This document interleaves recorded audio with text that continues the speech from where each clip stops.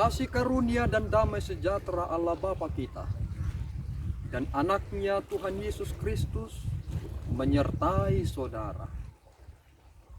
Amin. Shalom, saudara-saudara yang terkasih di dalam nama Tuhan Yesus Kristus. Senang bisa menyapa saudara di tempat saudara berada hari ini, dalam dimensi yang berbeda tetapi dalam dunia yang sama. Sebelum kita melakukan rangkaian aktivitas kita pada hari ini, marilah kita terlebih dahulu mengawalinya dengan mendengarkan firman Tuhan. Selamat pagi. Renungan harian kita hari ini diambil dari Yesaya 5 ayatnya ke-20 yang berbunyi, nyanyian tentang kebun anggur. Celakalah mereka yang menyebutkan kejahatan itu baik dan kebaikan itu jahat, yang mengubah kegelapan menjadi terang dan terang menjadi kegelapan, yang mengubah pahit menjadi manis dan manis menjadi pahit. Demikian firman Tuhan. Terima kasih. Shalom. Saudara-saudara yang terkasih di dalam nama Tuhan Yesus Kristus, mengapa sering sekali terjadi konflik, baik internal maupun eksternal? Karena ternyata hal yang seharusnya mutlak dilakukan tidak dilakukan, tetapi hal yang tidak seharusnya dilakukan dilakukan. Perbedaan inilah yang sering memicu terjadinya konflik.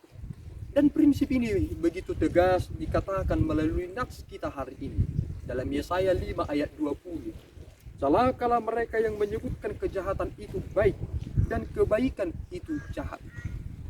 Prinsip ini dengan tegas ingin berkata bahwa sesuai dengan apa yang terjadi, maka itulah faktanya. Jangan katakan yang baik itu jahat, yang jahat itu baik.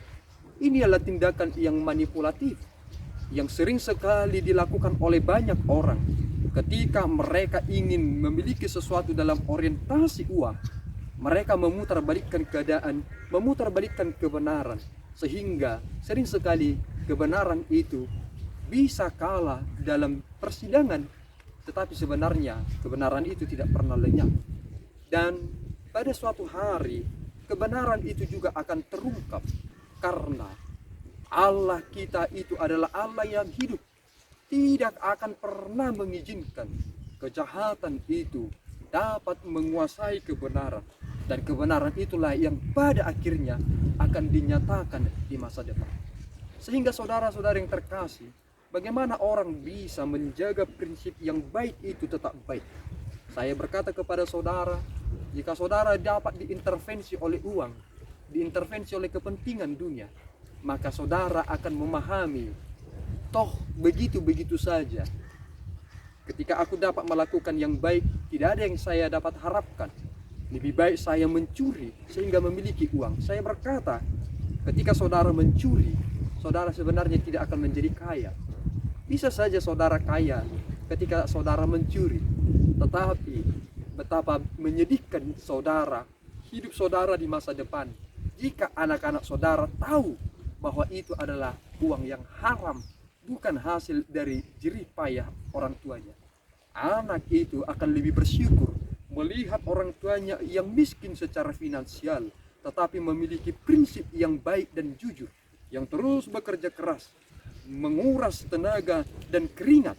Mereka melihat bagaimana rekam jejak orang tuanya, ketimbang tiba-tiba kaya, padahal sebenarnya adalah hasil korupsi, hasil dari mencuri.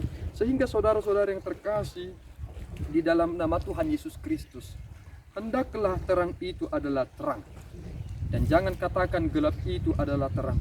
Dan hendaklah yang manis itu adalah manis, dan jangan jadikan yang manis itu menjadi pahit. Hidup kita sebenarnya lebih baik ketika kita berada dalam tuntunan Tuhan. Sehingga jangan katakan hidup itu lebih baik jika dikuasai oleh rasio berpikir saja.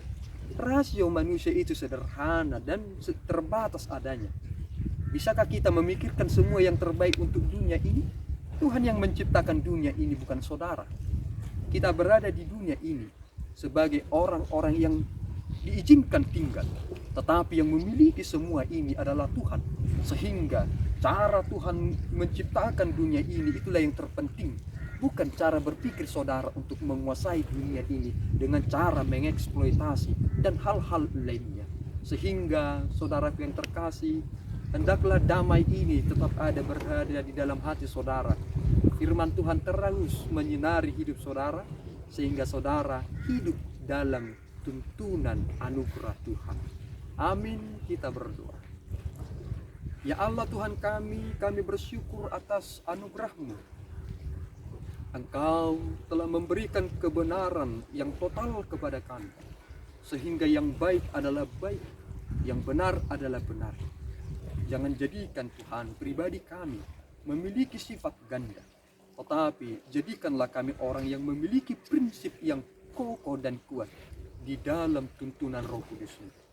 Terima Tuhan pujian kami hari ini. Dalam Yesus kami berdoa dan mengucap syukur. Anugerah Tuhan kita Yesus Kristus, kasih setia Allah Bapa, dan persekutuan Roh Kudus menyertai saudara. Amin. Tuhan Yesus memberkati.